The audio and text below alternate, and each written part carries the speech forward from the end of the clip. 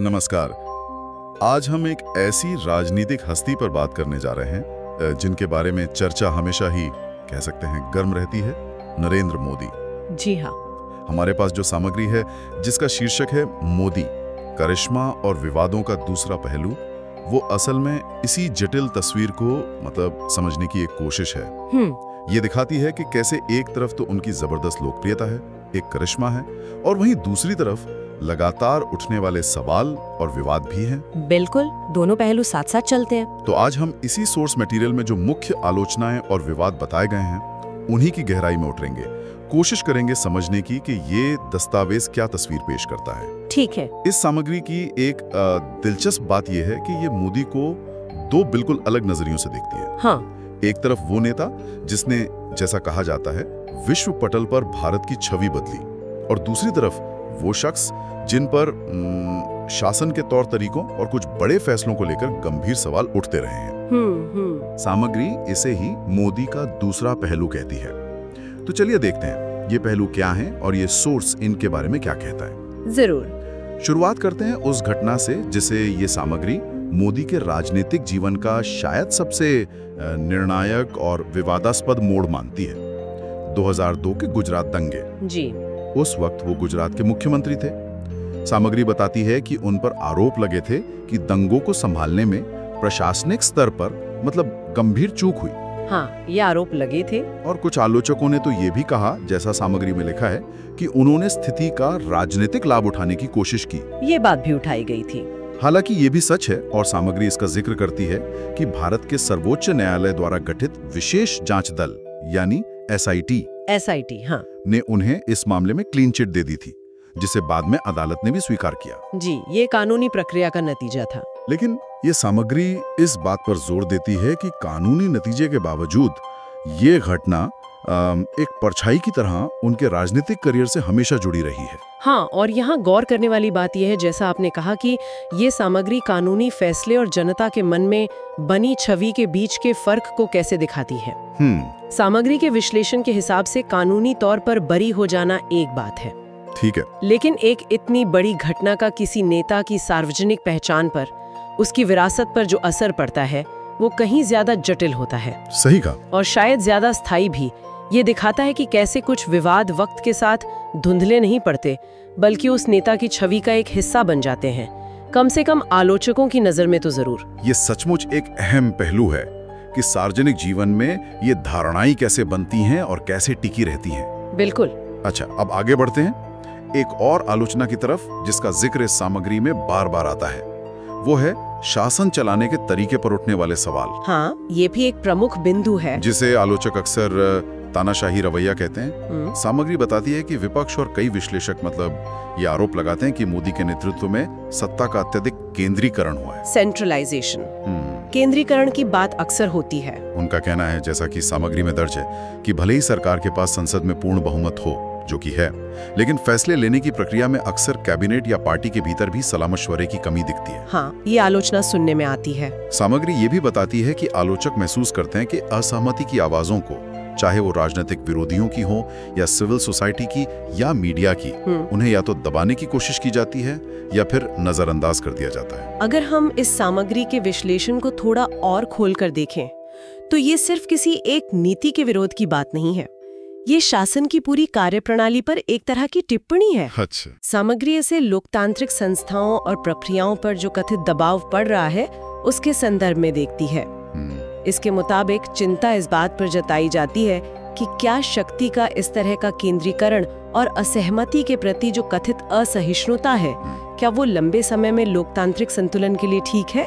ये एक बड़ा सवाल है। हाँ, क्या इससे संस्थाएं कमजोर होती हैं?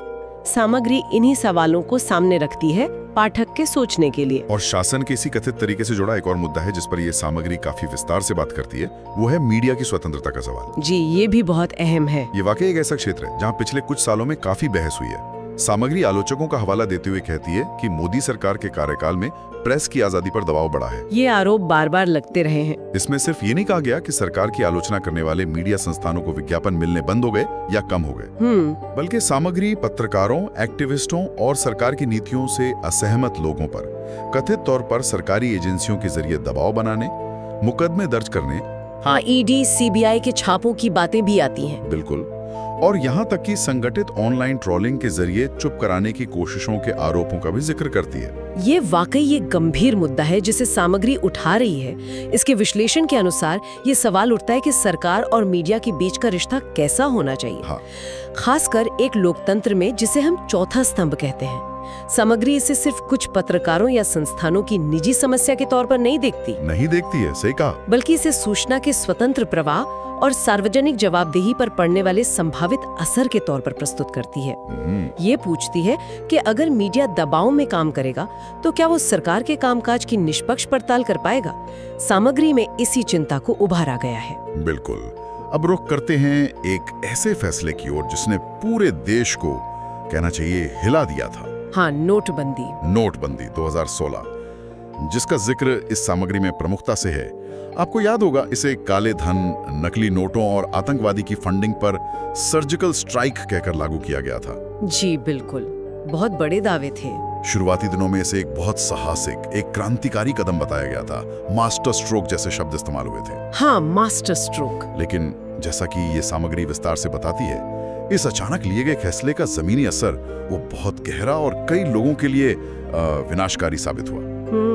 करोड़ों लोग, खासकर छोटे व्यापारी, दुकानदार, किसान, दिहाड़ी मजदूर, जिनकी जिंदगी नकद लेन देन पर ही टिकी थी, वो बुरी तरह प्रभावित हुए। हाँ, असंगठित क्षेत्र पर बहुत मार पड़ी। सामग्री बताती है कि कई हफ्तों तक बैंकों के बाहर लंबी कतारें लगी रहीं, कई छोटे कारोबार ठप हो गए और अर्थव्यवस्था की रफ्तार धीमी पड़ गई। जी। सामग्री ये भी कहती है कि इसके जो घोषित लक्ष्य थे वो कितने हासिल हुए, इस पर अर्थशास्त्रियों में आज तक मतभेद है। कोई एक राय नहीं बन पाई है। यहाँ सामग्री एक बहुत बड़ा विरोधाभास सामने रखती है।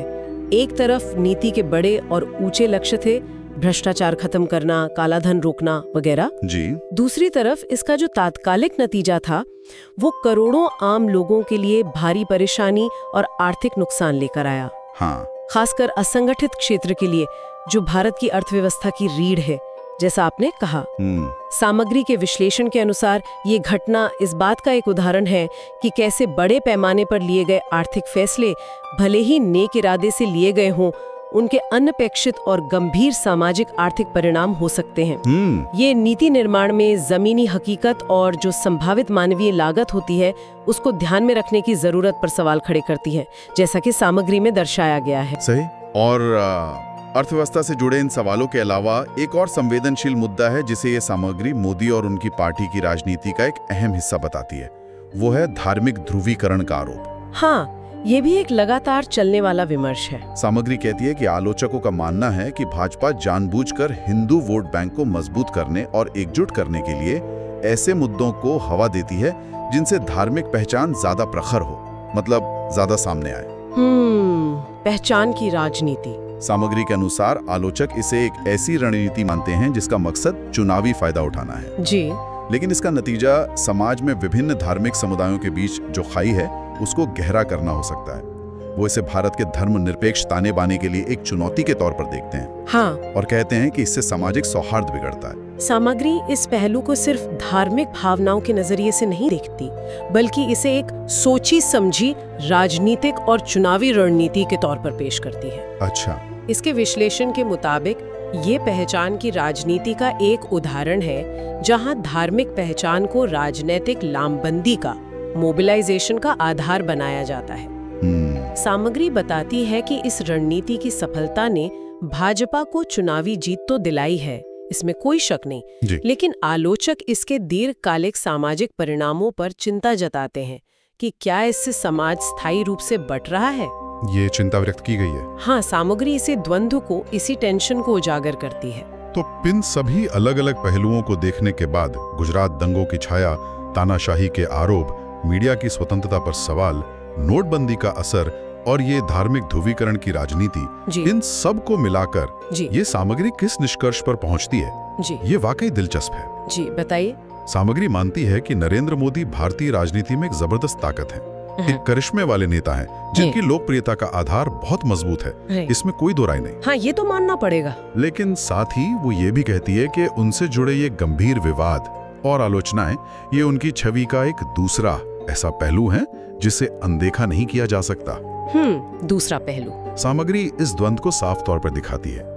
एक तरफ उनके समर्थक हैं जो उन्हें एक निर्णायक, दूरदर्शी नेता मानते हैं जो भारत को बदल रहा है और दुनिया में उसका स्थान मजबूत कर रहा है जी। दूसरी तरफ उनके आलोचक हैं जो उन्हें एक ऐसे शासक के तौर पर देखते हैं जो कथित तौर पर सत्ता का केंद्रीकरण कर रहा है, लोकतांत्रिक संस्थाओं को कमजोर कर रहा है और समाज को बांट रहा है। हाँ, ये दो छोर हैं। बिल्कुल।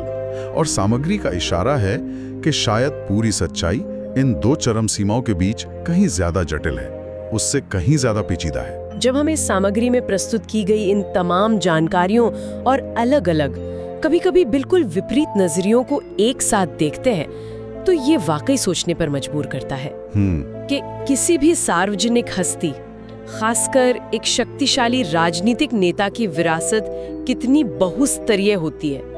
मतलब कितने लेयर्स होते हैं उसमें। एक ही व्यक्ति और उसके कामों को इतने अलग-अलग लेंस से कैसे देखा जा सकता है, ये अपने आप में एक बड़ा सवाल है। ये सामग्री हमें याद दिलाती है कि इतिहास का जो पहला ड्राफ्ट होता है वो अक्सर ऐसे विरोधाभासी आख्यानों से मिलकर बनता है और किसी भी नेता का मूल्यांकन समय के साथ बदलता रहता है। नई जानकारियां आती हैं, नए दृष्टिकोण सामने आते हैं। ये भी दिखाता है कि सार्वजनिक छवि कितनी महत्वपूर्ण होती है और उसे गढ़ने या उसे चुनौती देने की कोशिशें वो लगातार चलती रहती हैं। बिल्कुल सही कहा। तो ये थी हमारी आज की चर्चा जो मोदी, करिश्मा और विवादों का दूसरा पहलू नामक सामग्री पर आधारित थी। जी। उम्मीद है कि इस विश्लेषण ने आपको इस सोर्स मटेरियल में प्रस्तुत किए गए विभिन्न पहलुओं को समझने में मदद की होगी और शायद आगे सोचने के लिए कुछ नए बिंदु भी दिए होंगे। उम्मीद है। हमारे साथ जुड़ने के लिए धन्यवाद।